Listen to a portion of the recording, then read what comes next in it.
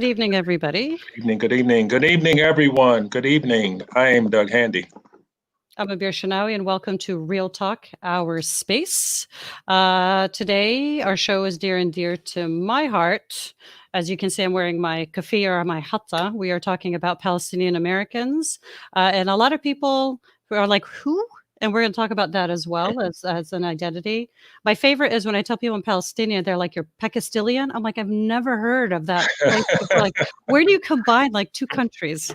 So we're happy and excited to have a show, but we also have a packed show because we also have some special guests as well joining us for a brief moment. Indeed, we do. And if those who've been with us throughout the duration, you might remember episode 5. If you haven't seen episode 5, you can go on the website, the Altair Consulting website, go to Real Talk, our space, and check out episode 5 if you haven't seen it. Our focus on episode 5 was multilingual learners. And it's my pleasure this evening to invite two educators who are going to help us kind of extend that conversation a bit. They are Aaron and Tema, is how we'll refer to them on the show, and they are professionally known as Dr. Aaron Sullivan and Ms. Tema Encarnacion. So a little background, Dr. Aaron Sullivan has worked in the ESOL profession for more than 15 years, holding positions in Anne Arundel County, Baltimore City, and Baltimore County public school systems. As a teacher, she was motivated to found the Chesapeake Language Project to challenge the systemic barriers her students faced that resulted in denying them access to higher education despite their academic and linguistic gifts. And then Tema Encarnacion has worked in education for nearly 20 years as a bilingual facilitator, high school ESOL teacher, and ESOL specialist. Tema is passionate about working to minimize barriers and improve access to education for immigrant students and families. As a descendant of immigrants and the wife of an immigrant, she knows the contributions of new immigrants and their children is what makes the United States stronger. And just to add a little something, in addition to being two outstanding educators, these are two women who not only I consider cherished colleagues, but also friends. So I am very happy to see them here with us this evening. And they are seeking mentors for the students in the Chesapeake Learning Language Project. And I'm going to turn it over to them to talk a little bit more about those efforts. So Aaron, Tema, take it away. Welcome, ladies. Thank you so much. Thank you for having us, and thank you for the welcome. It's really nice. We consider you both friends too. Thank you. So just to give a little bit of background, we're kind of moving, we want to move quickly, but about the Chesapeake Language Project. So you mentioned it in my bio. We started the Chesapeake Language Project around 5 years ago, and it was a group of teachers. At the time, we were all teachers who were just really frustrated with all of the barriers that we were seeing. And at the time, we really didn't know what the Chesapeake Language Project would become, but we just really wanted to make sure that we were doing everything we could to uplift our students and fight some of those barriers that we saw.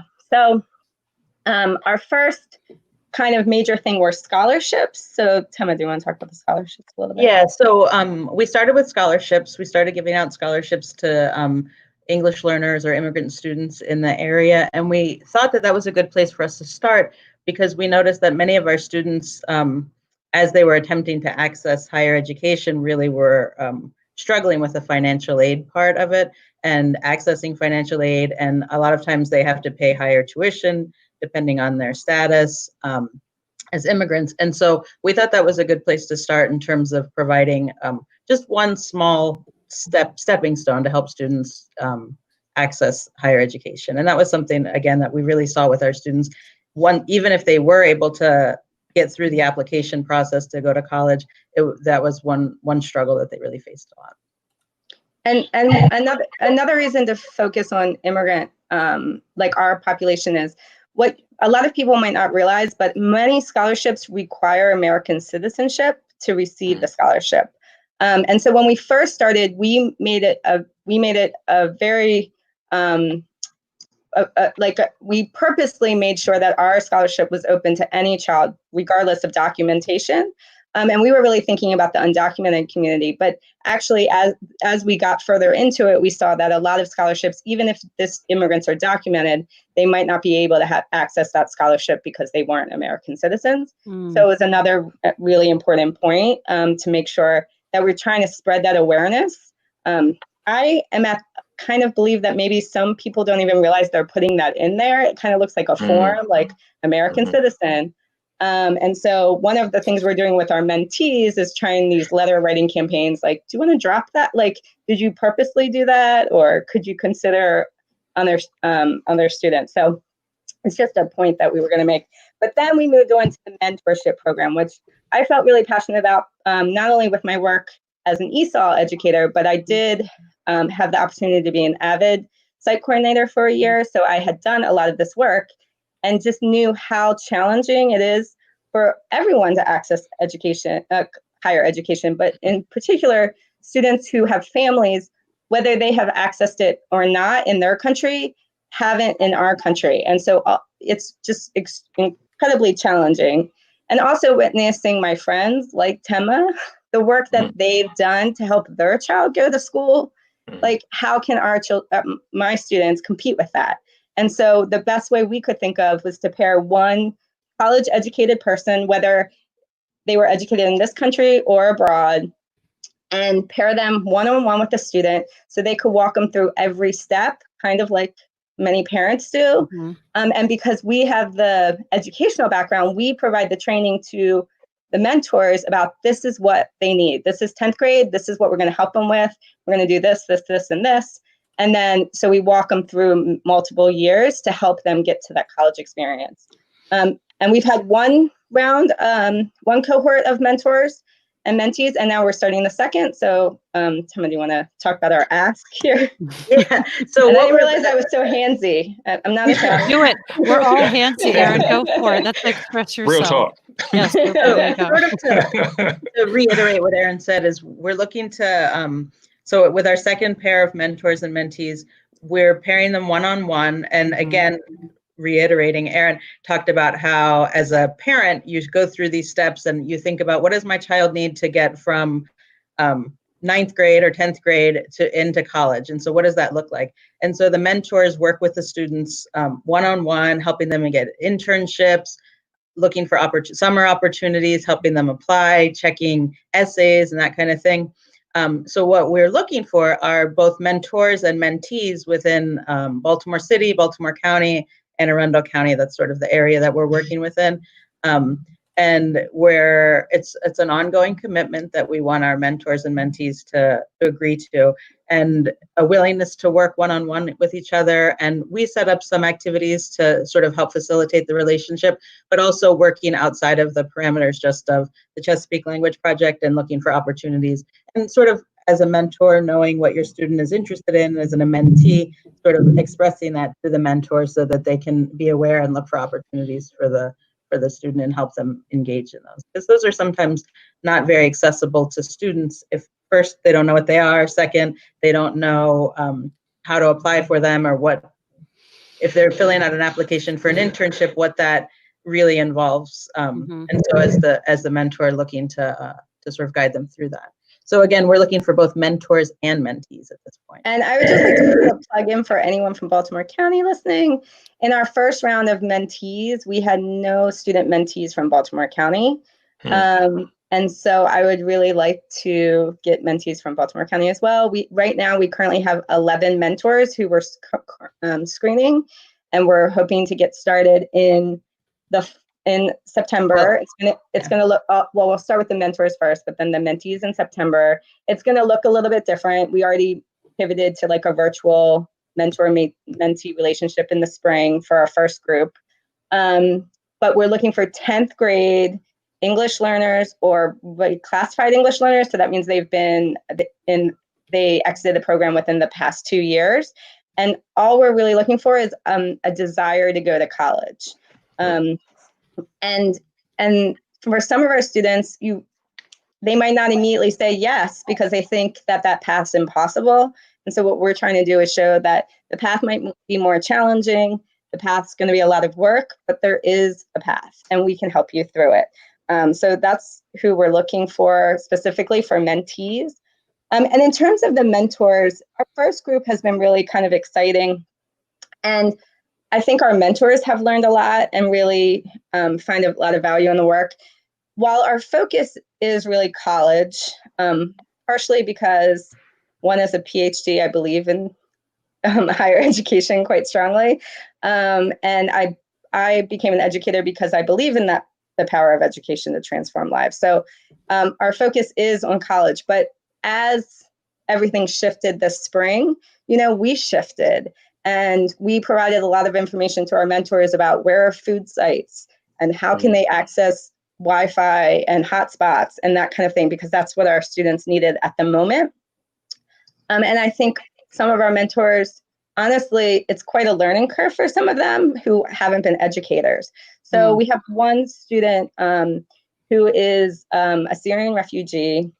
He is in the city. He has a large family.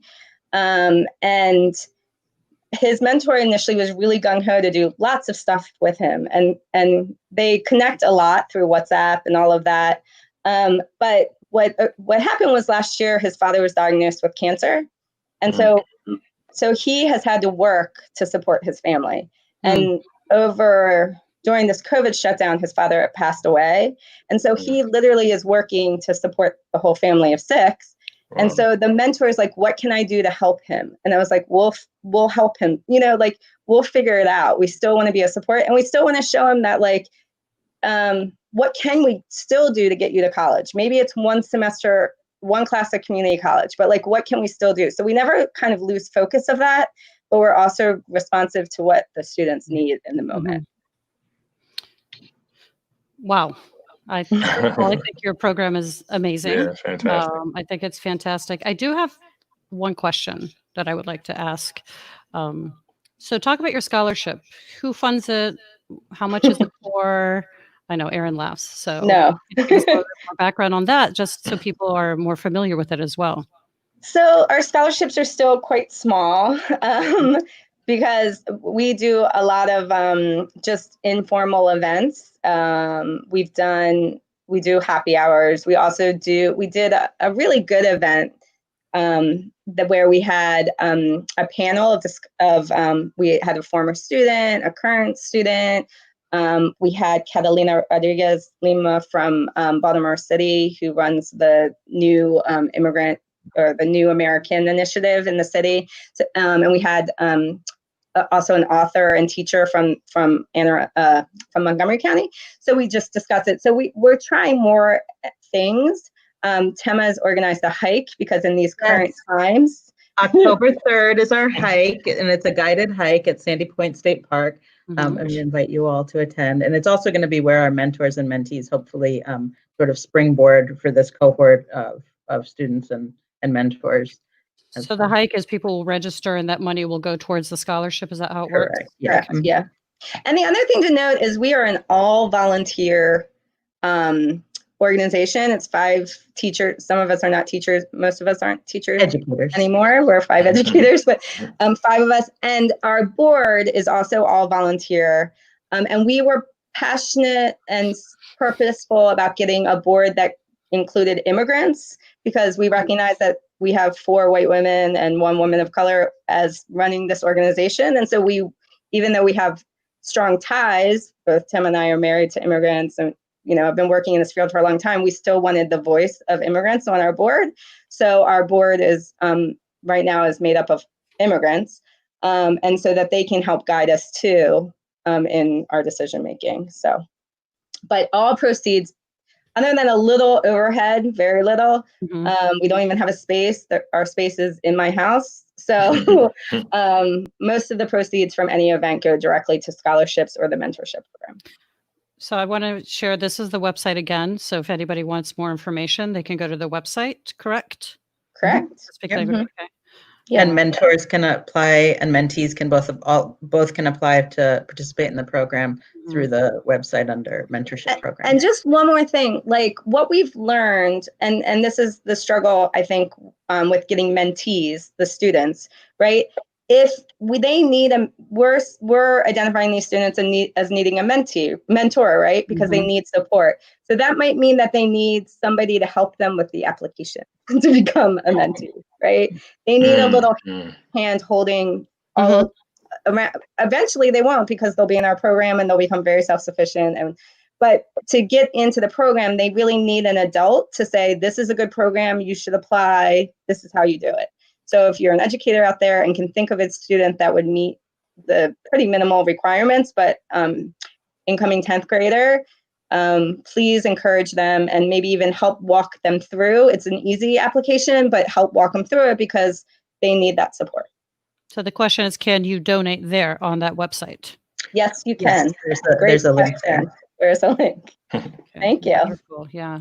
Sahara is one of our biggest fans. She has a couple of She's a comments. regular. Good to see Sahara again. Yes. Yeah.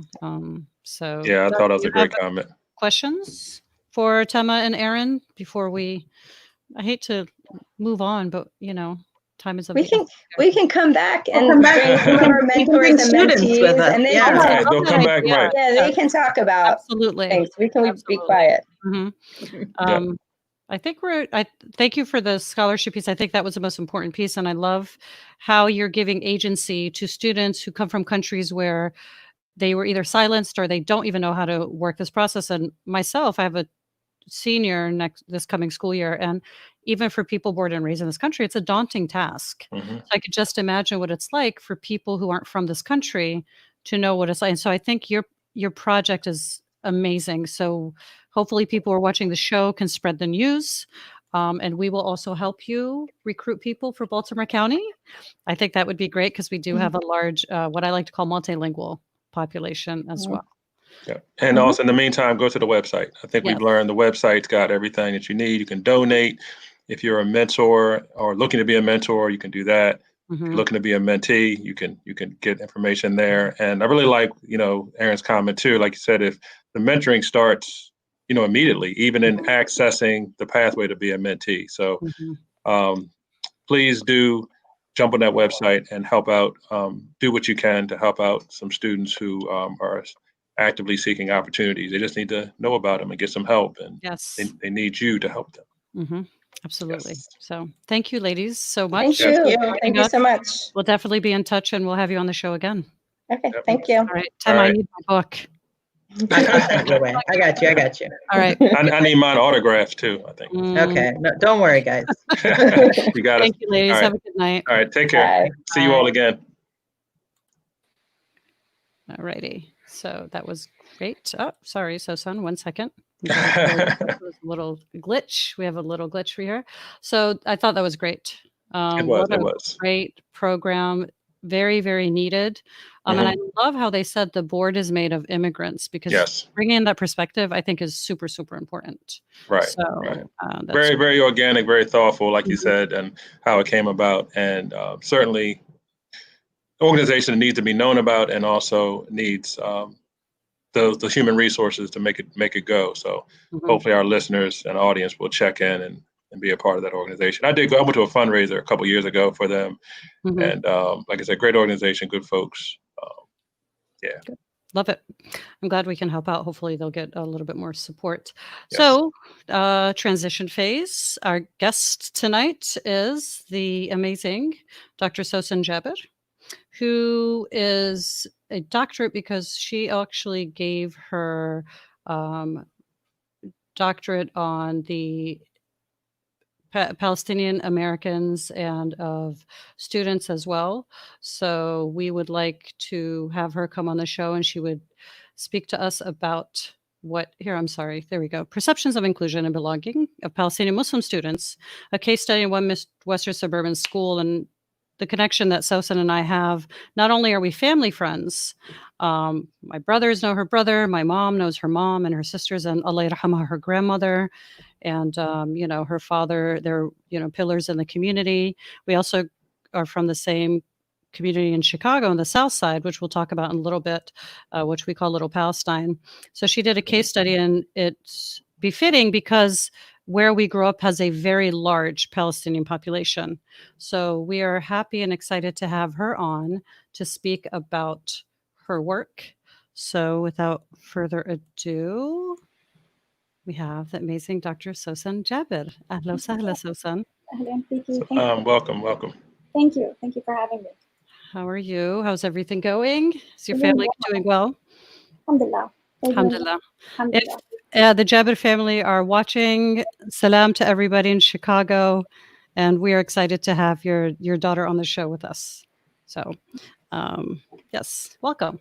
Thank you. All right. So we have a slew of questions because I don't know Dr. Jaber as well as Abir does, but I have had the pleasure of seeing her speak at a virtual conference back in January. And what I gathered from that experience is just this wealth of experiences, lived experiences that Sosen has. So I want to talk about those experiences, Sosen, and talk to us about, when you look at those experiences, which ones have had the greatest impact on you as the educator that you are today?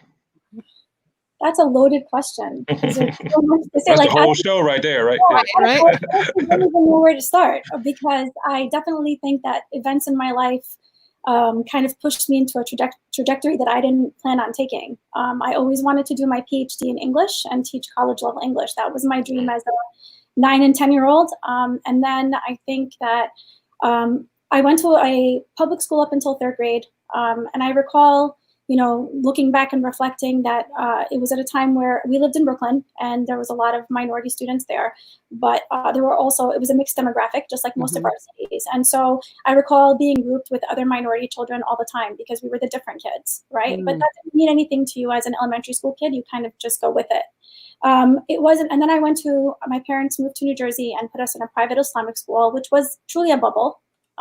Because you're with like-minded people and people who look like you. And although there's differences in backgrounds of different Arab countries, but you're more or less with people who share a faith, and there's more commonalities than not. It wasn't until I got to university that I was handed texts. I got married young. I had my daughter young. And so just looking just looking at me, my college professors saw me as a stereotype. I was a female-dominated product of an arranged marriage, which wasn't my story at all. I recall being in a lecture hall with 360 plus students and being handed Nawal Saadawi's God Dies by the Nile, totally stereotypical, and being told, this book is supposed to represent you. We want to know what you think. It was my first experience feeling targeted and not knowing how to respond. I don't think I responded effectively. I remember just saying that I was really offended by the text, but not being able to articulate why it offended me. And then I guess, experiences happened through college. I was presented with a number of books. None of them represented me. They were all supposed to represent me. I sat in women's studies classes where I was told how Arab women are weak personalities and, controlled by men and the male-dominated society. And so you were immersed in a world of stereotype. And kind of the violent criminalization of Arabs as well. Growing up in the 80s and going to college in the 90s, and in that time, the criminalization of Arabs and Islamophobia started way before 9/11. I think that 9/11 kind of just made it okay to act on those fears, but for a long time before that, we grew up with that. And so it was a lot of that, and I think going through college and doing a lot of equity work, just because it kind of pulled me in that direction, and finding that even in equity work at a higher academic level, the Muslim voice was missing, the Arab voice was missing. And that continues to happen today in spheres where equity work is happening to advocate for students in schools. The Arab voice, the Arab students are not being advocated for. And so I think that kind of just changed my trajectory. I ended up working in a historically homogenous white school district as the only teacher of color. But they had a 600% growth of students in a 6-year period of Arab students, because a mosque had opened up in the area within 10 years. A lot of the Arab and Muslim students were moving into the neighborhood and had done very little to really prepare for that change in their demographics. And so watching, kind of having my own experiences as an educator there, and then watching kind of some of the things that the Arab students were facing there, from constantly being called terrorists to having paper balls thrown at them as if they were bombs and people screaming Allahu Akbar, hiding. That became part of the trauma that these kids were facing on a daily basis. And as much as I tried to advocate for them in district leadership team and school leadership team, the impression was that these kids are fine and that everything is fine. And so I think that was what pushed me to move. When I started my PhD, I was at the early stages of that when I started working there. And then I realized that we need to officially have a voice in curriculum. We need to officially have a voice in self-advocacy. We need role models in our community for students to see that they can speak up and that we can use our civic liberties in order for us to kind of, speak up against these things and engage and organize to speak up and to change things on an official capacity, and not just isolated incidents where I was a teacher in a classroom kind of doing this work in isolation. And so that kind of pushed me into going into doing my PhD in curriculum and instruction, and hopefully one day becoming a superintendent, and then growing to work on curriculum and instruction on a national level once my kids are a little bit older and I'm able to move to like working on national policy to make sure that it is officially more inclusive of voices like the Arab and Palestinian and Muslim voices. And they say we don't have any dreams, right? Yeah. We have no passions, right? Say, I told you Sosen was going to come prepared.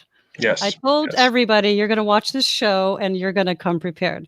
So let's talk a little bit before we go to the next question about being the voice, sometimes for the voiceless.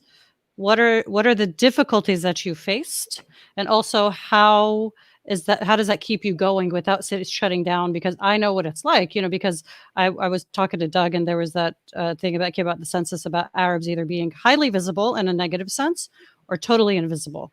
My daughter goes to a public school, but there's no box for her to check, and people don't know where she identifies. So what keeps you going with that as well, Sosen? Because what you said was heavy, but also how does it not drag you down? It's heavy, and you carry a lot going on with you. I want to say, I don't think that anybody's voiceless. I think the art that we have as teachers in our classroom is to activate those voices. They all have those voices, but it's a matter of activating and amplifying those voices in our classrooms and making sure that they feel safe enough to take that voice and amplify it outside of our classrooms once they leave our rooms and once they leave school.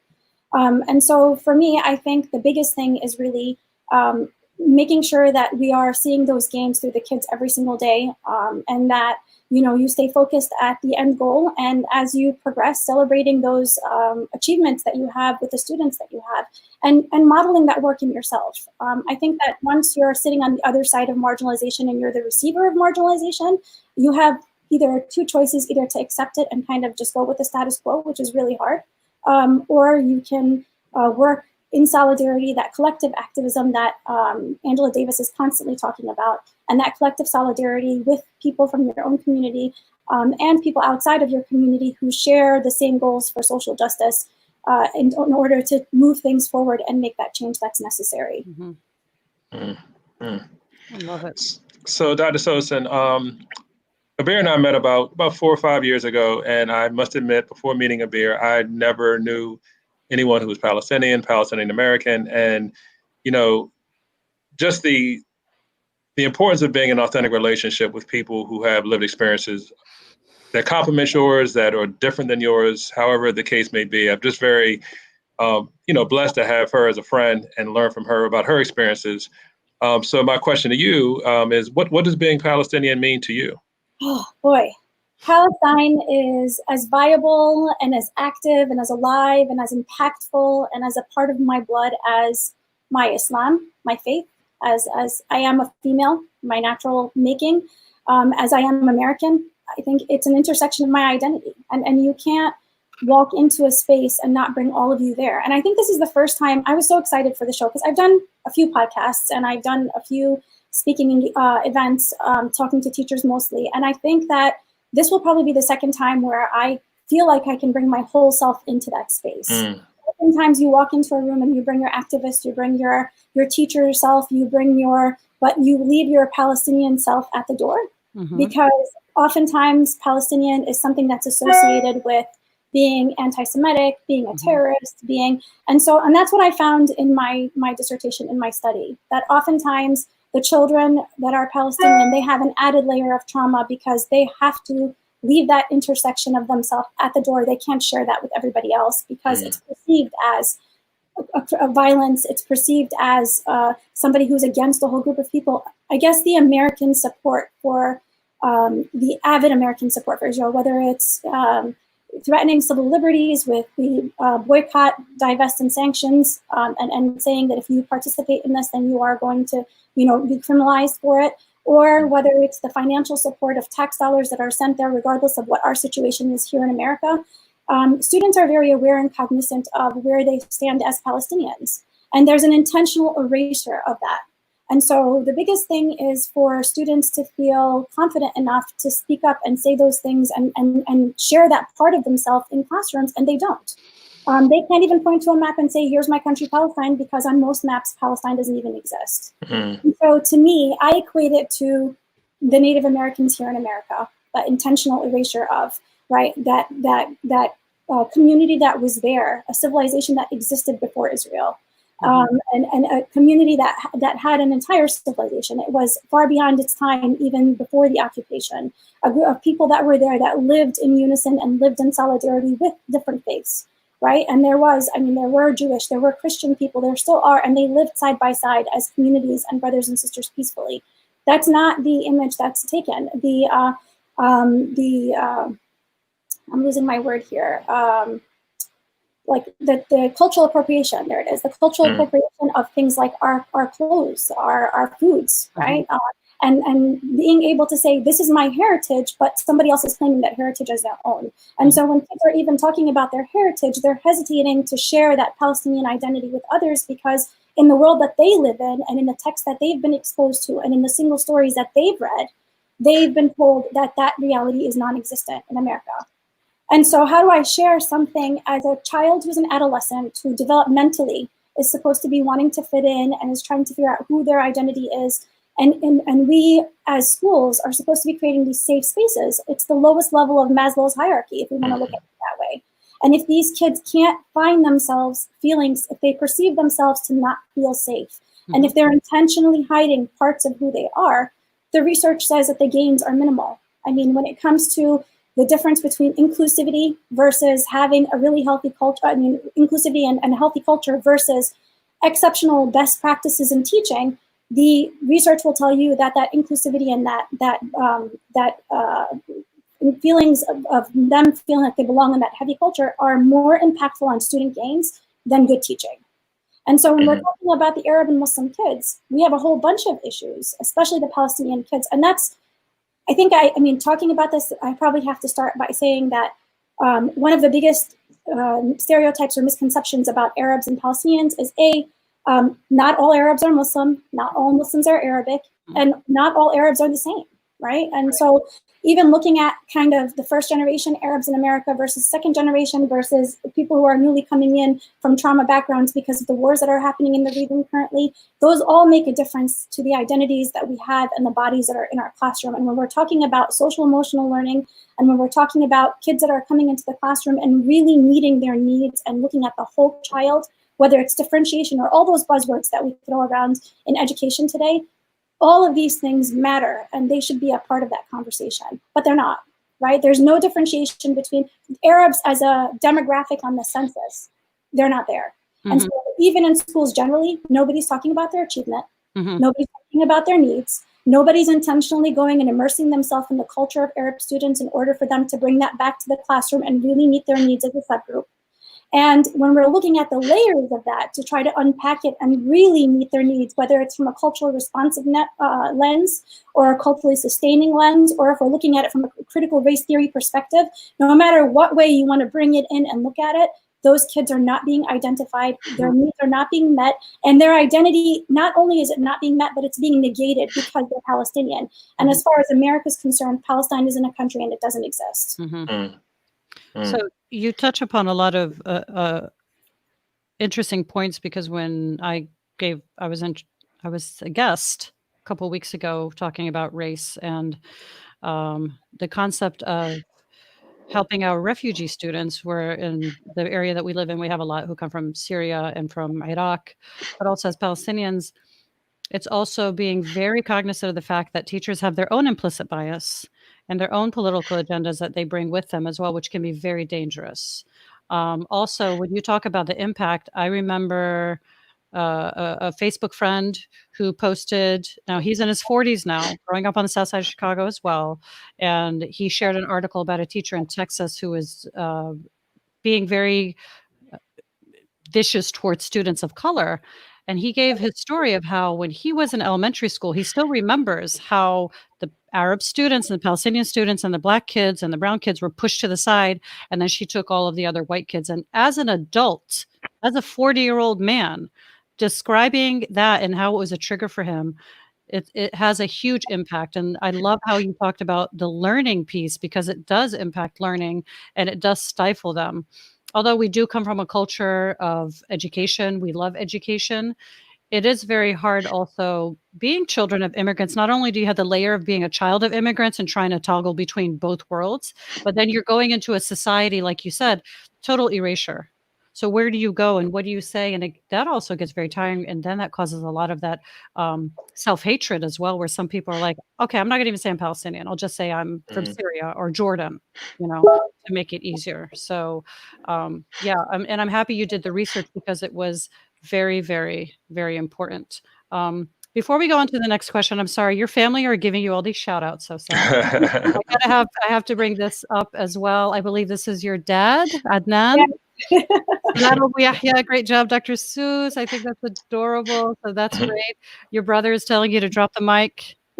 That's awesome. But we have a lot of great comments. Vernon is telling us to definitely bring your authentic self. Yep. And so also, talking about US dollars, excluding American young people and just being disenfranchised as well. And we would like to welcome everybody. Thank you so much for being here. And Bayan says hi. I believe Bayan is your daughter. Yes. Yes. There you go. There you go. And then go Sosen. So I told you guys, support. Go hard. They go hard, and mashallah, well deserved. So next question, which is also kind of going to go ahead. Before you move on to the next question, I just want to piggyback off of your last comment, because I think for me, I had an epiphany. Like I shared my professional goals with you in the very beginning of this. And I think my professional goals, oftentimes, like you think that you are screening and self-censoring because you're afraid that something you say might be used against you later when you're trying to move up that trajectory. And it wasn't until I stood in a conference with a group of teachers in February, here, a local conference, and I was talking about Arab identity and stereotypes. And then I stood there and I had a slide about being Palestinian, and in the back of my mind, I was having like this conversation, this dialogue, like, should I share? I've never shared that. I'm standing there with that hesitation. I think it hit me so hard how you've been carrying kind of that hesitation implicitly and subconsciously all your life. And you've been hiding that part of yourself all your life. And as an adult, someone with a PhD, and I feel like a big part of the reason why I obtained my PhD is A, it was always a dream for me, but B, I felt like as a person of color, I needed that PhD to give me the credibility to speak these things out loud. And for people to say, yes, she did the research, she knows what she's talking about, or else you're just talking from your lived experience. And we already know how oftentimes in these spaces, your lived experience is meaningless. It's negated. And so I started crying. I had like a moment where it really hit me how this part of myself is something that's been so isolated and so kept behind for such a long time. And how are our children feeling when they're feeling these things so much more aggressively with the Trump era, and so much more aggressively with the constant hate talk, and so much more aggressively with the normalization of acting on these things. And how are they kind of feeling, and what is that doing to them? The long-term damage, the trauma that's causing for our children is huge, because as an adult, somebody who can name those things and I can articulate those things, and I know the history of where they're coming from, the systems that created these spaces where I am not able to share that part of myself, and that was my reaction and my feeling. I can't even imagine how these younger kids who are a lot more aware, because social media is a part of their normal lives. So they're a lot more aware than we were when we were their ages, and how they're kind of facing this bombardment of negativity and isolation and harm that's constantly being like dished at them all day long. And I always say that it's a known fact that anti-Muslim bigotry and anti-Arab, hatred and racism is among the last form of acceptable racism and bigotry right now, because you have other things and people come out and they support it and say, no, you shouldn't say this or that. But the silence that comes on people, and when you have people higher up who are saying it freely, then that's also in the psyche of people, as like you said, Sosen, which is a good point. And I just want to make another point similar to what you're saying, and then we'll go to the next question. I think for me, I realized that I would no longer stay silent when I was also in college. Same thing. I was a young mother. I've had amazing support from my husband ever since, we've gotten married. We were very young, but so I made a comment to an older white professor. He's probably not even alive right now. He's just really old, but he made a comment. I gave a rebuttal, and So he was kind of taken back by the fact that I made this rebuttal in front of everybody in this class. And I went to a small liberal arts college. So me being who I am, and, you know, in our culture, you respect your elders and you just want to have this conversation. So I go up to him after class and I'm like to him, Professor So-and-so, you know, I really enjoyed your dialogue. You know, I didn't have any ill will about my comment or, you know, calling you out on something. His response to me was, well, it's okay. I know women from your culture aren't used to speaking up, but that's okay. And he walked away and I'm like, you know what? No, never, ever will I ever do that again. You know, so going on with your preconceived notions of what people have of especially Arab or Muslim women. So that's when it was epiphany for me. I was like, this mouth isn't going to stop talking. Sometimes it should, but I totally agree with what you're talking about. So yeah, amazing. Yeah, let's talk about the count, right? So, you know, self-definition is something that every human being is owed just by being on this planet. So, right. So Abir talked about this narrative from somebody outside the culture, if you will. And then the way you told that story, Abir, so then, you know, he says that and walks away. So yeah, we know what he's about. So Dr. Sosen, question for you. I want to hear your definition. So if you had to explain who the Palestinian people are, how would you do so? They're the indigenous people of a land called Palestine. I refuse to call it anything else. Right? They were, if we want to look back and trace history of time, and that's where the kind of the argument back and forth is. They are the indigenous people. They had a civilization, they had a community, they had a whole country that was functioning and far beyond its time before the occupation. And I get the whole idea of, yes, it's unfortunate that, you know, the Jewish people had to go through the Holocaust. That's absolutely unfortunate. It's not acceptable. Nobody's condoning that. But at the same time, just like we can't say that the colonists who came and colonized the United States were justified in taking in the genocide and in the dehumanization of the Native Americans, this is the same situation. We can't have, you know, I love Angela Davis and I love how she really is all about like looking at things and kind of tying those threads, because part of the systemic oppression is building those divide and conquer walls between people of color. And isolating our movement and isolating our causes, because in isolation we are weaker. And so what she does is she draws these lines, and her biggest thing is we can't have justice in Ferguson if we can't have justice in Palestine, and we can't have justice in Palestine if we can't have justice in Ferguson. We can't look at these things in isolation. We need to look at these things together, and we need to look at these things and find those threads in between. And so Palestinians are the rightful the indigenous population of Palestine. They were there and they had communities and civilizations, and they were, you know, there.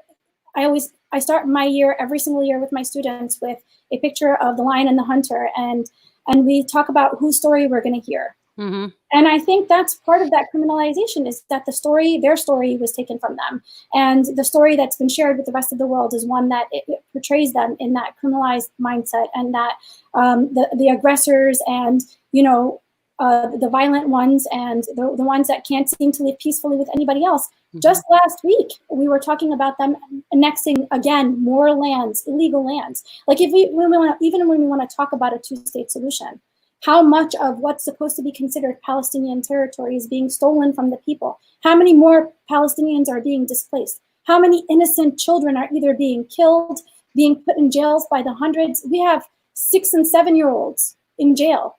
How many boys are being shot in the knees so they're completely decapitated and for the rest of their lives they can't ever function normally again? And where's the world in all of this? It's silent.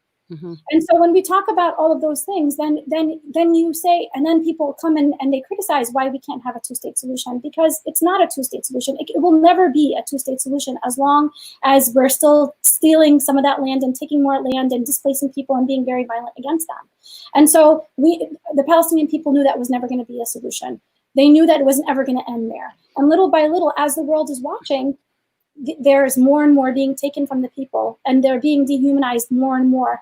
And 9/11 justifies all of that, because they're the violent Arabs who can't seem to get along with each other and can't seem. The whole Middle East is a region that's very volatile, and that's what's being presented. So there's very little empathy and sympathy towards the causes and the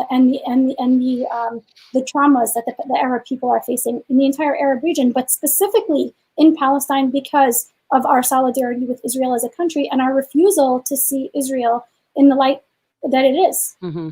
Mm-hmm. And I guess, Dr. Sosen, when you talk about that empathy, I know, just speak from my own experience. I talked about meeting Abir, hearing her give her perspective, talk about who she is, her feelings, thoughts, views. So it gave me a heightened awareness. I remember listening to a podcast about, the Israeli-Palestinian conflict and going to Abir and asking her, Abir, this is what I heard on the podcast. And, was there something they left out? What's your take on what they said? And really just trying to get,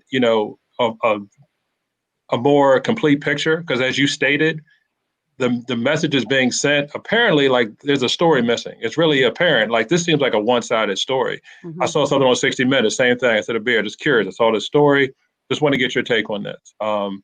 And again, I would probably offer, if I hadn't met Abir, I might have continued on this pathway of just, with this one-sided narrative, or not getting, the multiple perspectives that we talk about that are so important when we talk about doing equity work, or just being human in that regard. So I will say, your passion, your pride is very evident. And to me, that's infectious. Hopefully others can say, whether they're Palestinian or not, or Palestinian American, or the fact that to celebrate one's own culture and speak with the voice that you speak with. And I know my friend Abir does the same thing. That is, to me, that's absolutely essential, because there are voices that are, like you said, systemically silenced. Mm-hmm. The marginalization is real. And also, I really appreciate what you said about the divide and conquer. That's the other thing that I've picked up on. Abir and I, we do some work in an affinity group of educators of color. And it's very important that we learn to lean on each other and learn from each other, and really be comrades in the work. So thank you for those, for what you've shared so far. I really appreciate it. I think, Doug, I wouldn't even know where you would get the other side of that story had you not met somebody who was willing to tell their story, right? Mm-hmm. Because the reality is our schools are colonized. Mm-hmm. Our curriculums are colonized. And until we decolonize those curriculums with voices from these different communities and really break down those single stories and counter storytell with our own stories from our own perspectives, then the majority of people are not going to ever hear that other side of the story. I lived in Dubai and I taught in Dubai, which is 2 hours away from Palestine. And I remember introducing by plane, myself. 2 hours away. Yeah, 2 hours away by plane. Training teachers, and when I introduced myself as a Palestinian American, and teachers who were living and working in Dubai did not know where Palestine was. And so to me, that was wow, I couldn't even imagine that, being so close in physical proximity and being in that region of the world and still not knowing that Palestine is an actual country that exists, and that there are people living there who are going through what they're going through. Right. It's intentionally being erased. Mm-hmm. And that erasure justifies everything else that's happening. Right. So you mentioned Angela Davis, who is one of my sheroes, as we say, and her solidarity with the Palestinian people. But I think what also people don't understand is we are cut from a cloth of strong women. I mean, I know for a fact my grandmother was an amazing person. I've talked about her before.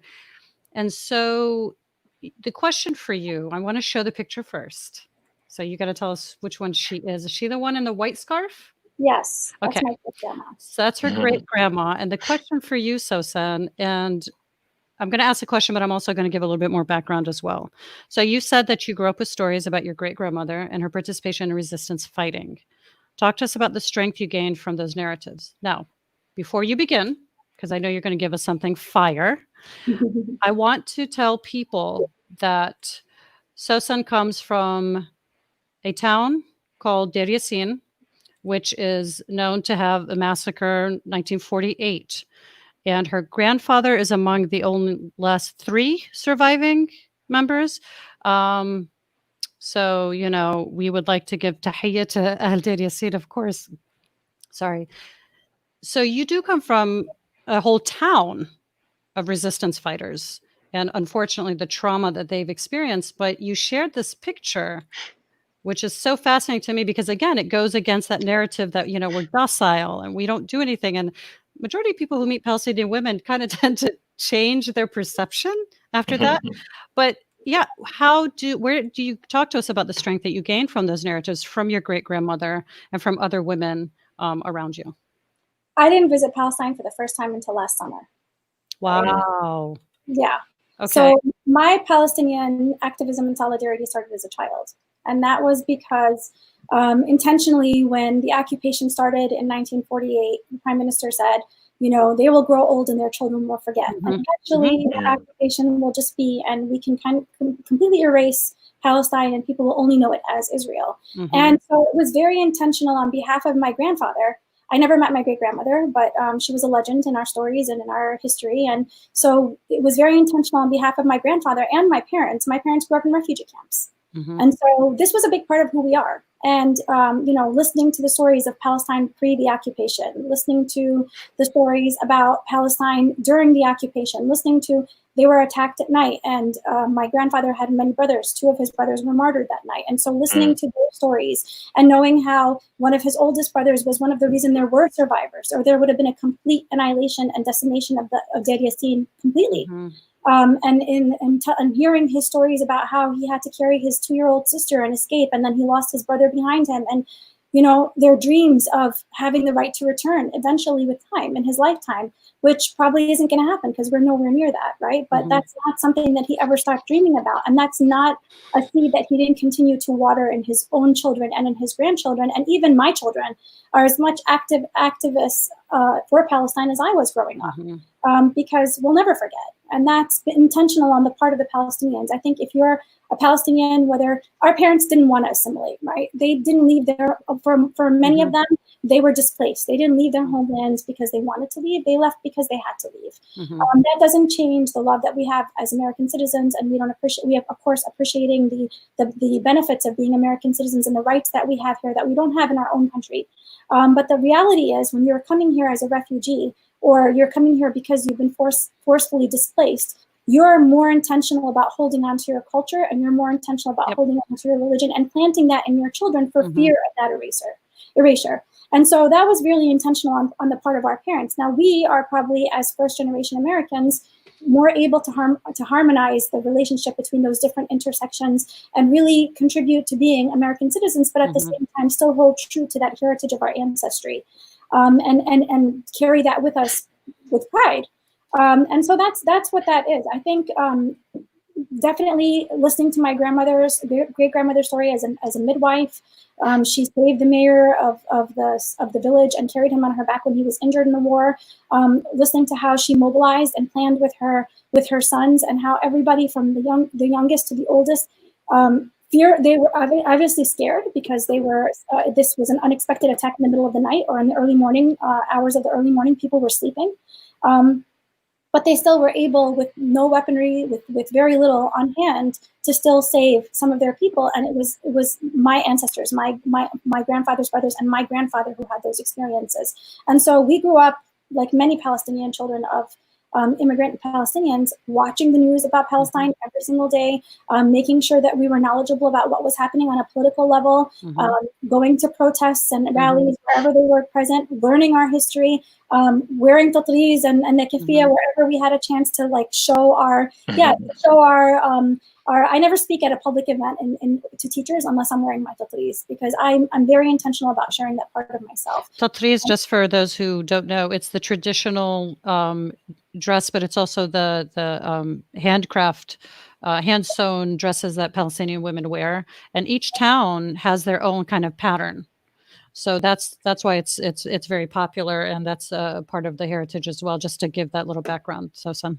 Right. And doing Depka, listening to Palestinian music. I recall my father always making the drives from New York to Chicago, because a lot of our family was from Chicago, and listening to Depka and then getting out and doing Depka in front of the car, and like we grew up loving that. And my daughters, my oldest daughter has a Depka troupe. My youngest daughter's on that troupe. They won competitions. They are very proud. They've gone to Washington and they lobbied on Capitol Hill for us to stop supporting financially, and for America to take a heavier stance on the human cost of the occupation, and really be more vocal about speaking against it. So it's been a part of our childhood so much that there's no way that I can, not say that I am, even if I never actually visited it until recently, but it's as much in my blood and a part of who I am as my American identity, even though I grew up here. Right.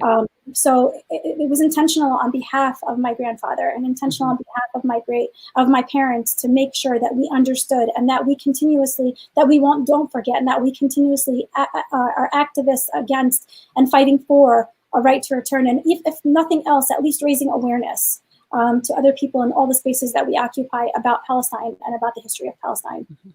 So that's a good segue to a question that we have actually. If Palestine gets its independence, will you return there and stay and live there? And that's a question people ask all the time. Like, if is an Hararu Palestine, if they, give its independence, are you going to go back and live there? So I have my answer. What would you respond to that, Sosen? For me, I think I've dreamed about going there and working with some of the UNRWA schools and the United Nations schools and teaching some of those kids and really loving them and being there for them because of the trauma that they have and serving my ancestry and my country as much as I can.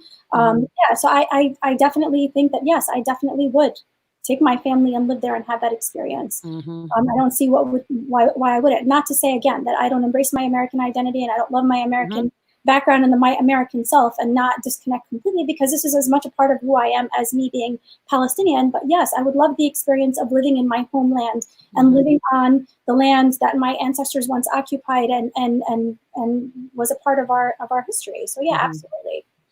I think it also doesn't negate the fact that even if it were to gain its independence and you fight for that cause and you don't choose to live there, doesn't negate the fact that you're fighting for that type of resistance or that freedom as well. So I think that's the question people ask is are you fighting hard for it? Because if they do gain independence, well, are you going to live back there? And I don't think it's in this or that. It could be both as well. One more question that we'll go on to our next question, which I thought was a good one. Sahar asked, does Dr. Sawsan present lessons on Palestine to students? Absolutely. Okay. Absolutely. My students, even in my primarily white homogenous school district, read Ibtisam Barakat's Tasting the Sky and analyzed it. And I bring in poetry of Mahmoud Darwish and and other Palestinian writers and authors into my classroom. I'm an English teacher, so I think it's really easy for me to bring that narrative, and not just from the voices of writers who are present, but I also bring in my own authentic voice. And whenever my students do work on dissecting and intersecting and interrogating their own positionality, I always participate in that work so that I can give that perspective and make myself vulnerable to my students and share that story with them as well. So I bring it in through existing texts, but I also bring it in through my lived experience and through myself. Love it. And yeah, Mahmoud Darwish, having them read that poetry, I think is powerful as well. So, next. All right. It's a lot, right? It is. All right, so it's just, okay, so 2 pieces of advice. So Dr. Sosen, looking for some advice from you to Arab students. If you could give 2 pieces of advice to any Arab students watching the show live and recording, what kind of advice would you give to them? I think the first thing is for them to find their allies in their schools and help and work with their allies in order for them to find the power to speak up and to share their identity and be proud of who they are. I think that we're in an interesting kind of situation because Arabs don't normally come from democratic backgrounds, and so self-advocacy is something that's a learned skill. And because it's a learned skill, a lot of the parents of these kids are not in board meetings fighting for the narrative to be shared, fighting for, I remember one of my students, every day getting on the bus, she came in my dissertation, she shared with me that every day she gets on the bus, the kids throw paper balls and yell Allahu Akbar. And it's a different kid every day. So they have I guess, a plan that a different child will do it each day. And so I asked her if she'd gone to the dean and spoken to the dean, and she said, I did. And the dean said that it wasn't considered bullying. And so I said, let's walk to the dean's office together and let's have this conversation with her together. So I accompanied her to the dean's office and I walked with her and I listened to her as she told the dean what was happening. And the dean said to her, is it the same student every day? And she said, no, it's different students. She said, well, if it's not the same student every day, then it's not bullying. And I said, well, clearly, there's a plan here, right? And it doesn't have to be the same student. And clearly when it's hate talk and racism, that trumps bullying. It doesn't have to be labeled as bullying. You don't have to use the same checklist and criteria as bullying. But these are the same things that kids are constantly dealing. And that's if the trauma isn't coming from a teacher or an educator. That's if it's coming from other peers in their classroom. And so and her parents didn't feel comfortable coming in and speaking up and saying something. And that's why I accompanied her to the office. And that's not a rare situation, right? Because again, it's not part of their culture for them to self-advocate. It's something that we're learning and we're working on. But for a lot of these kids, they're left to self-advocate, and they don't want that role, because what they want is that they just want to fit in with everybody else, and they are stripping away those pieces of their identity that make them feel like they are different than everyone else, whether it's their Muhammad being called Mo, or you know, I'm going to join. Like when we look at kind of their inclusivity superficially, these kids are getting great grades for the most part. They're a part of sports teams. They're athletic. They're participating in extracurricular activities. They have friends in school. So those are all superficially on the outside indications that these kids are included and that we have a healthy school culture. But if you peel away all of those outside layers and you have that qualitative conversation with kids, the reality is so very different, because what they're leaving at the doorstep of the school in order for them to be able to assimilate in the ways that they have, to be a part of a sports team, to have friends in school, is their cultural and linguistic diversity. And that's a big part of who they are. And what we're forcing them to do in the long term is they're assimilating, and that means that they have to leave behind who their home identity is, what their home identity is. So my advice to them is to really find to create student unions in schools, to create affinity groups in schools, to find the power in each other, to find allies in school with teachers who are willing to advocate for them and speak up with them, and to really embrace that identity and know who they are and share that. Because if we don't start to speak up and we don't start to like bring that into the classroom one way or the other, then we will continue to be where we are today. And so, you know, that needs to be, again, it's that collective solidarity that Angela Davis talks about. It's that all hands on deck. It's all stakeholders who need to speak up and participate. And I think that's one of the failures of our current school systems, you know, like that we're still functioning in isolation, and that this is still not a systemic effort from the top down and from the bottom up of schools working together so that we can make sure that every single child, despite where they come from, despite what their religion is, despite who they are, that they feel like they're included and that they can use their voice and amplify their voice actively to change the status quo and speak up against injustices. And so that's our shortcoming as school systems. I think also it's important for not only students, but educators who are of Palestinian background, like myself. I found a great ally in my colleague, Renee Balin, who was an advocate, who would speak out, who I love to death, was considered my work spouse, but she would also provide spaces where when we're writing curriculum, sure, you know, like I told, we rewrote the curriculum this summer, for last semester for our world history class. There was that part about, you know, they call the Arab-Israeli conflict, which makes it bigger, but changing the narrative, but also learning about the Nakba, which is, you know, the catastrophe, and her willingness to learn, but also being an ally for me in those spaces is tremendous. It's very important as well, because again, you can't do things in isolation, but it also gets very tiring, and it really, it's a soul crusher. So also having, as an adult, allies, and of course now with Doug and I, because we have our conversations and we speak as well, it's very, very important. So I think those are very great points that you make. Doug, I'm sorry, you were going to say something. Yeah, so speaking of those points, so earlier we were getting some questions from the chat.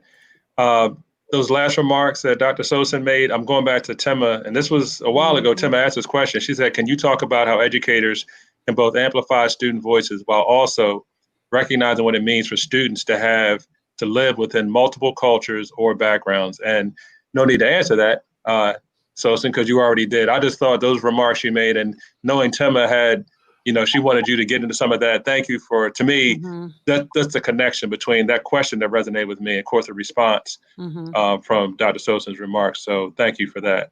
Can I elaborate on that just a little bit? Because, sure. Yeah, I think one of the biggest things is that when you're talking to teachers about meeting those needs of those students, oftentimes you hear, well, we're being culturally responsive. You know, it's not enough to give students mirrors to see themselves in what they're learning. It's not enough to accurately teach the history anymore. That's not enough. I think that when we're talking to teachers, we need teachers, in order to amplify student voices, they have to look at students from a critical race lens, and they need to build capacity in students and build their skills and their repertoire of skills in order for them to be able to critically interrogate things that are happening in their world and change the status quo by being civically engaged. I think that is a responsibility of classrooms. People think of teaching as an apolitical job, and I am here today, I'm going to say that it is totally political. And if you're not bringing the politics into the classroom, then you are failing those students of color who are at a disadvantage and whose only way to become at least at an equal playing field with other students is for them to build those skills that were intentionally kept from them, and to make sure that they are able to actually have the experiences where they're actively engaging in critical conversations every day in the classroom about their own marginalization, but also about the marginalization of other groups that are victims of injustice, and ensuring that when they leave our schools after 12th grade, that they're ready, even if we create safe spaces in schools and we make those kids feel like they belong in our schools, that they're ready to deal with the volatile world that's out there, that's not our schools are not a microcosm of, and that they're able to actively navigate those worlds without feeling that they're constantly being defensive or that they're the receivers of whatever's coming at them. Where are my social studies people at? I want you guys to be bringing all these comments on here, because this is exactly what we are talking about, the critical lens and the civic action. Like, props to you, Sosen, because that's huge. And that's, I think, unfortunately, we have all of these social events that have happened, but they are blowing the lid off of education. But if we are not creating that, then yes, we have failed as a system, and we have failed as educators. But also, you alluded and you made the point that we aren't here in silos, because the critical lens and the civic action is, if you're talking about Black Lives Matter, you're also making that room for the students, because you're making those connections. Because if you're an advocate, like Angela Davis says, for one group, that you can't isolate them. And you can't, go hard for one and not go hard for the other either. But the fact that you said the critical lens and civic action is spot on. We have Vernon who says being responsive is not enough. We often forget to ask those critical questions, be truly relevant culturally. And I think every one of our shows we comment on Dr. Bettina Love, but she says, Right. what if we're talking about culturally responsive education? So what does that look like? Because it's such a buzzword, but culturally responsive education is also how kids interact with each other, what they're doing in the classroom, how they're speaking. Chris Ebden does it good in his book, talking about how students deal with each other. It's that whole collective piece, and you can't just keep throwing out that buzzword. But like we say in Arabic Islam Timmik, for saying the critical lens of action, because as a social studies person, that's huge. So well, I think though, Abby, it's got to be every teacher. It's got to be the math absolutely teacher. Right. It's got to be the science teacher. It's got to be the language teacher. It's got to be the student union. It's got to be your administration. It's got to be. It's everybody. And if we're not building the bridges for kids to take that learning outside of their schools in school, then that's probably never going to happen. Like a part of my classroom, I think what I do is we start with learning our own positionality for the first part of the year. Then we link our positionality to other marginalized groups, despite where we are. Whether I'm a white student or a student of color, I need to understand my positionality and understand how historically and currently my positionality impacts everything that's happening around me. And then at the end of the year, we have lead. So we have link, learn, and lead. Learn, link, and lead. And then by leading, it's all about collecting the data and finding a problem and then addressing that problem within your own community, whether it's your school community or outside of your school community, in order to see that even at high school age, they can have impact. They're able to make a difference. And so my kids have done podcasts, they've done TED Talks, they've done public service announcements, they've done, they've collected data, they've analyzed, they've done surveys, so that they can see the power of their activism. And activism takes on 1,000,001 forms. It's not necessarily protesting in a rally. Right. You can write your own story, and that is a form of activism, because it's your narrative and it's counter storytelling. You can, the music and art are forms of activism. So what is your voice? What is your passion? And use your passion to take what you've learned and to take what you've linked to other groups and other causes and move that forward with your own voice and in solidarity with your peers and your teachers and everybody else to impact your community. I always say that schools are community centers, and if we're not serving our communities and we're not bettering the external communities outside of the walls of a school, again, we're failing, because schools are the only place that can disrupt hate talk. Schools are the only place that are going to put an end to the kind of the domino effect and the cycles of parents growing up in communities where, you know, people are they're immersed in a single story and then going to school and listening to single stories from their teachers and then coming back and feeding that. It's a cycle. And the only place that cycle can be disrupted actively is in a classroom. And so that's where it becomes the kind of the responsibility and the obligation of school systems, from boards of education. You know, like we're talking about in our cultural and equity team at school now, getting everybody involved to have those conversations, including our clerical staff, including everyone, because it's important for everyone to understand we are stopping our day to have these conversations because they're important enough. Your identity is important, who you are is important, and who you're going to leave our building, the voice that you're going to have once you leave us is just as important. And so we're going to dedicate this time to really build students and build who they are and give them that capacity and give them the skills and the tools for them to be able to be activist scholars once they leave us with their education. And Goldie Muhammad says it, it's the criticality. It's the intellectualism of understanding others beyond my own world. It's the skills of being able to use what I've learned and what I can question in order for me to raise awareness and make a difference. It's all of those things together. And if we're focusing on one or the other, we're falling short. And currently our schools, whether it's SR or No Child Left Behind, what we're shoving down kids' throats is assimilation and skills. And that's just a quarter of what they need in order for them to be successful. That's a great segue to our next question.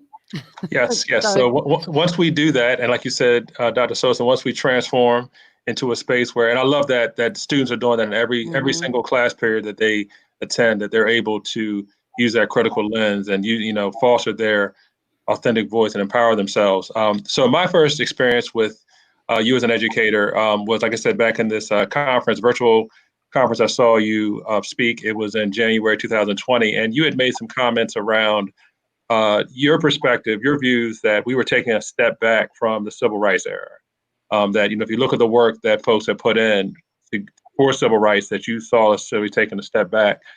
You went on to say, it is real scary where we are headed if people do not speak up and make the changes that are necessary.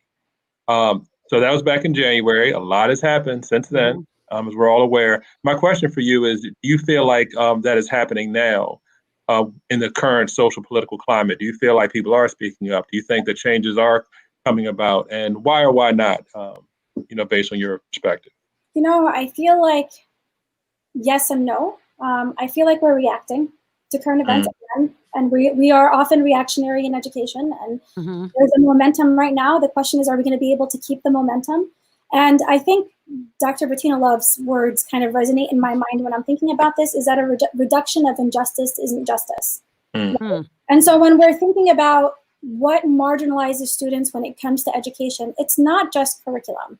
It's not just standardized testing. It's not just teachers, the demographic divide that we have, where we have a primarily white female teacher force and demographics that are changing 55% to 45%, 55% of students of color to 45% white students. That demographic divide that creates kind of a misunderstanding or a dissonance between teachers. It's not only those things, it's all of it together. It's the systems that have been put into place and the induction of schools and the creation of schools to ensure that some people had an upper hand over others. And when she talks about that abolitionist teaching, it's not fixing it from one end while the rest of the system kind of continues to function the way it's been functioning all along, right? It's not the taxes that are tied to public schools that give funding to more cities, some cities more than others, and give students more resources than others, and give students better teachers than others. It's all of that. And so what we're doing right now is we're kind of talking to teachers about changing curriculum, and we're talking to teachers about modifying those things, which are important. Absolutely, that work needs to be done. But at the end of the day, it's the system that needs to be torn down, dismantled, and rebuilt. And until we're there, we're going to continue to see the injustices kind of continue. And so until we can get people to think in those terms and to think about the restructuring of schools completely, I think that we have so much work to do. And it is so scary because this is how many years later, and we're still having this same conversation, right? How much has really changed, right? And I'll say too, that even among those doing equity work, I'll say again, I said it in the beginning, the Palestinian story, the Arab story, the Muslim story is still missing. It's still the untold story. And so if we're talking about real activism and we're talking about inclusivity for all students and we're talking about equality and equity for all students, how can we talk about those things when we're leaving out a demographic and a population of students that are directly being targeted, and the research shows the impacts of that on Arab and Muslim kids all over the place, right? And I don't think that we have to wait for an official identification through the census, if that happens or if it doesn't happen. Schools have the obligation to serve kids. Find a system and use that system to identify those kids and make sure that you're meeting their needs as teachers and as schools. So I'm going to say yes. I think that there's a momentum now. I hope that momentum kind of stays at its high and that people continue to work. But I think that the mind shift needs to be, it's not enough for one teacher in a classroom to be doing this work. We need to dismantle systems and we need to restructure them completely. I agree.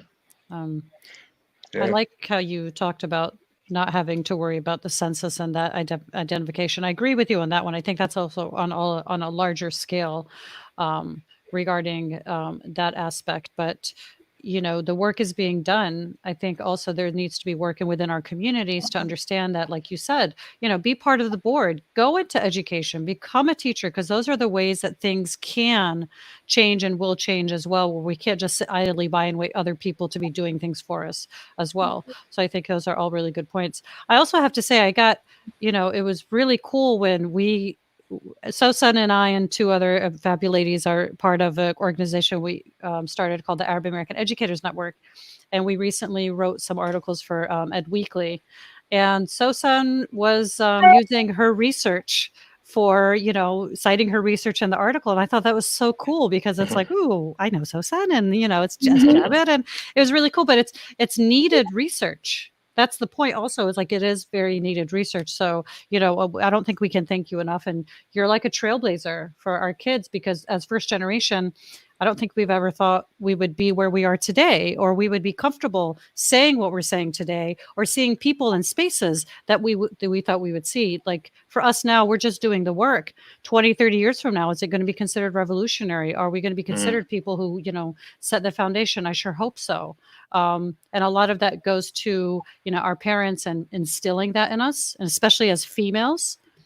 So I think there's a lot that has to be, a lot of credit has to be given to a lot of places. But I love you for the work that you're doing, and calling you Dr. Sawsan Jaber, to honor your grandfather, because I know he's super proud that he likes calling you Dr. Sawsan Jaber. So there's a picture I want to bring up really quick. Talk to us about this picture.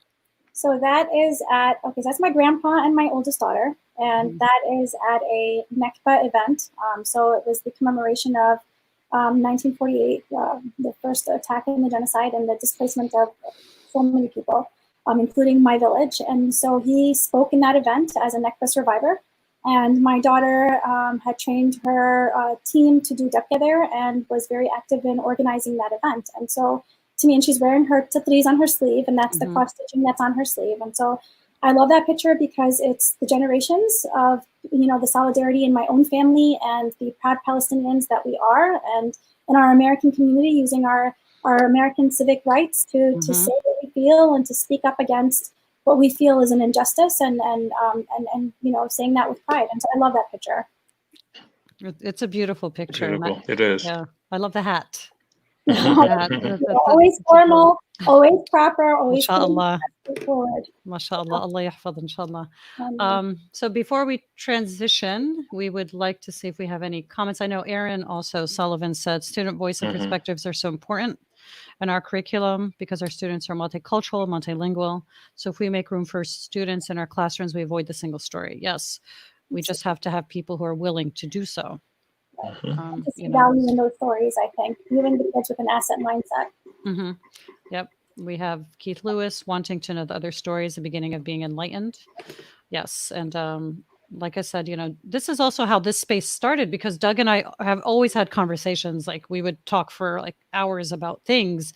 And it's very important to have that dialogue with people, because it is enlightenment, and conversation is so important, but it's also very democratic ideal of having that discourse and teaching kids and students how to have that discourse with each other, even with people who don't agree with you, and being able to do that. And there's my girl, Renee. Wow. So That is great. We also have, let's see, one more, Shannon Schroeder. I'm so proud Yeah, to that call just Dr. came on. A friend. Every conversation I have with her leads to me learning more about how to effectively reach students. So, yeah, I think everything you gave, you've been dropping gems today, Sosen. I think it's awesome. So we do have two last questions. Yep. On a lighter note, my question to you is this. We know you prefer hummus or fool. Okay. I won't hold it against you because I'm a fool chick. What is your favorite Palestinian meal? Oh, man. I have two that are kind of equal contenders, and that's makluba and Yes. musakhan. So makluba is like a very traditional Palestinian meal, and makluba means upside down. And it is kind of a layered dish with chicken on the bottom and cauliflower and potatoes, and then rice that is cooked with chicken broth. And then you flip the pot upside down so the chicken's on the top once it's cooked. That is probably my absolute favorite. And then musakhan is the other one. And my family does musakhan a little bit differently because they add some potatoes to it too. Because really? Yes. Okay. So we have our own little kind of like little addition to our musakhan. Musakhan is like usually homemade bread with chicken and onions and olive oil, because olive oil is Palestinian. And sumac. Yes, and sumac and lots of olive oil, and you bake it, and the bread is crunchy and it's yummy. Yeah, so, I'm not a big musakhan fan because I'm not a big bread fan, but matluba with the zahra, with the cauliflower and the chicken is my team. My husband, poor guy, always wants it with eggplant and lamb. And, sometimes he always has to default, but I did make it for him the other day just to, give him a little space. So I don't know how you could not love bread, Abir. I don't. I love the rice. Don't get me wrong. So, that's. How are you eating the food? With a fork? No, I'm eating it with bread. That'll eat with bread, But, you said hummus, but I'm a food girl. And then, Doug is on the bandwagon of falafel as well. Oh, yes. So, yeah. And they got to go. It's funny, Shannon said it. Palestinian dishes, guys. Everybody who's watching, those are all Palestinian dishes that have been culturally appropriated. They are originally Palestinian. I know. I picked up when you said that, because that's one thing. Food. I'm all about the food, and you learn about cultures through food, and it's it takes muscle to flip makluba. That's what Shannon says. Yeah, the way you described it, it sounds like She's been at my house and she flipped our makluba. It's not a small pot you make, right? Yeah. No, Palestinians don't make anything small. Right. And every meal is a feast because we do everything. We're very communal, and so everything is a family affair, and everything is a feast, and everything. We either go big or don't do it at all. That's right. Go big or go home, right? Yep. All right. So we also always end off with Doug's baby. Yes, the 4x4 challenge. Can you all hear me? I was over here getting all happy, knocking my mic over and stuff. Okay, so Dr. Sosen, we got 4x4 challenge. We celebrate hip hop on Real Talk. Our space, along with other things, we celebrate good people and culture and love and all that good stuff. So 4x4 challenge, pretty simple. We look at the 4 pillars of hip hop. So we have our emceeing, our You've lost me already. I've definitely never been. I'm going to disappoint so many good friends of mine. Dee, if you're listening, I'm sorry. Never been into hip hop. It's definitely my children's world, but I'm a Palestinian Debka fanatic and Palestinian music fanatic. I don't think I've ever listened to anything other than Palestinian music till way later. Wow. Yeah. Wow. Okay, so Palestinian music purist. So let's do this then. Who's your favorite Palestinian artist? There's so many. I mean, how can you just choose one? I mean, I definitely kudos to if we're going to look at people that are actually singing that are not celebrities, I mean, Muhammad Asaf is awesome, right? And where he comes from, the roots and everything else. From Gaza, his journey to becoming who he is, I think, is awesome. So, I mean, I love Mohammed Khalaf's new songs. It really is depending on who's singing and when, what's coming out and the words kind of. But definitely anything patriotic. You are a true Palestinian at heart. That's crazy. I'm not sure who this is. Salah says Sosen loves to eat other people's figs. Sosen is a rock star. Salah, you're really outing is that your cousin, Sosen? Okay. He's mad because his mom offered me figs and not him. That's what he's mad at. Oh, well, you got to get there, before. So good for you with that one. So this, unfortunately, we can go on and talk forever. And you're probably the first person who stumped us on 4x4. Sorry. I I think so. Yeah. Right, I yeah. told you, Doug, we would have one person. I didn't even get it out right. So this is what Bear's like, can you really do this every show? Like, we're going to try. But that's why it's called the 4x4 I challenge. feel like you guys need to meet the needs, or at least go towards other things. What's a variety? Why hip hop and nothing else? Because I say, Dr. Sosen, I'm trying to meet my own needs. I admit, Yes. this is me meeting my. Got you, Doug. All right. But we also wanted to, the show is, a lot of it's a compromise, because Doug loves hip hop, but also there's a lot in hip hop that is cross cultural. And the concept and the idea that music brings people together. But even within our own communities, hip hop has been a huge influence, not only just with the rap, but also the concept of the resistance and of, fight the power. So that's how that came about as well. So we're kind of being selfish with this one, and we're meeting our own needs. So sorry. That's okay. That's okay. Yeah. Like we said, we hate to see you go. I would like to just say that I give, again, a tahiyya to Deir Yassin. I give a big kudos to Abu Yahya and Yahya for raising such an amazing person. MashaAllah, you bring life to everything that you do, Sosen. MashaAllah, everything is just amazing. You rep hard, and I'm proud to call you my colleague and my sister. And inshallah, when I'm in Chicago again, definitely we have to get together. Absolutely, and ditto to all of that. I think that's part of being empowered to do this work, is just having so many great people that you can hold hands and walk together in doing it. And I think you and Sarah and Nina, Dr. Nina Shaman, I feel like we really are, I always say, diverse in our specialties and in our experiences, but definitely shared goals and shared understandings, and moving in one direction to do what's best for kids. Yes. So more power to you, and I'm sure we'll be in touch. Doug, any last words for Dr. Sawsan Jaber before we send her off on her way? I just want to say thank you. It's been a pleasure. I enjoyed the conversation. Very enlightening, and like I said, good to actually converse with you. And I say in person for what we have these days, but to converse with you, I guess, live. So it's really been a pleasure to spend this time with you. So thank you. Yes, Thank you. You from Keith, and thank you from Vernon. This was amazing. Thank you, Dr. Sosen. Thanks, Sabira, Doug. Yeah, we do what we can for the people. Right? Yes. Thank you. تصبح على خير, Sosen, and we will be in touch. Salam to your family. Take care, guys. Bye. All right, take care. Bye. Bye. So you have no doubt in your mind, Palestinian people go hard. Yes, we yes. do. We represent. Yes. I think what she said resonates with everything that we talk about, especially in our affinity group. Yep. Regarding that. So I think that was a good conversation, tying it with Tema and Aaron and the work that they're doing, but also giving the self-advocacy for our students as well. Right. And you model that, right? So you see how, she's living, right? I always said my greatest asset in the classroom, I told my students, if you don't do anything else, just watch me. I promise you I'll be a good model. Right. And, if you watch Dr. Sosen, see how she shows up, a great model for students on using their voice and being proud and letting others know. So there is no question, there's no doubt about what you're about. So I loved it. Follow us on Twitter, as you can see right here on YouTube. We would love to have more subscribers. And Doug, can you tell the good people what next week's show is about? So next week's show is very special. All our shows are special. So we have an immigration theme for this month.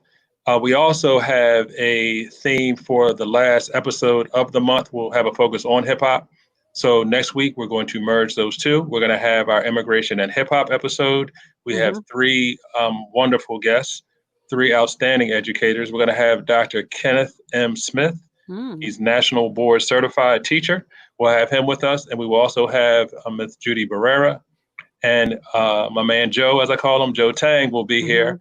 So three outstanding guests next week to talk about our theme of immigration and hip hop. It's a show you do not want to miss. So please join us again for that. In the meantime, yes, please do subscribe. And Twitter, right? That's what you said, Abir? Yes.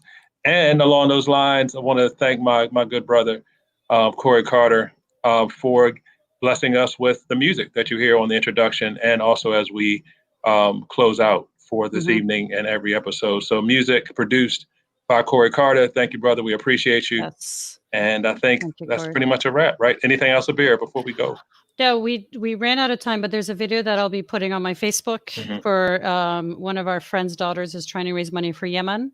So I will be putting that up on our Facebook for everybody to watch. Unfortunately, we ran out of time. But yes, shout out to our brother Corey Carter for the music. And again, you know where to find us. We will be here next week. And thank you to everybody for tuning in. Just checking I'm sorry. Yeah. I'm sorry. I love Z. I'm sorry. Sorry, Z, we're putting you on blast. She's like, I keep missing these. We'll catch up. We got you, Z. No worries. So we're good. All right, good people. We will close you guys out with amazing music from Corey Carter and have a good night. Thank you all. Good night.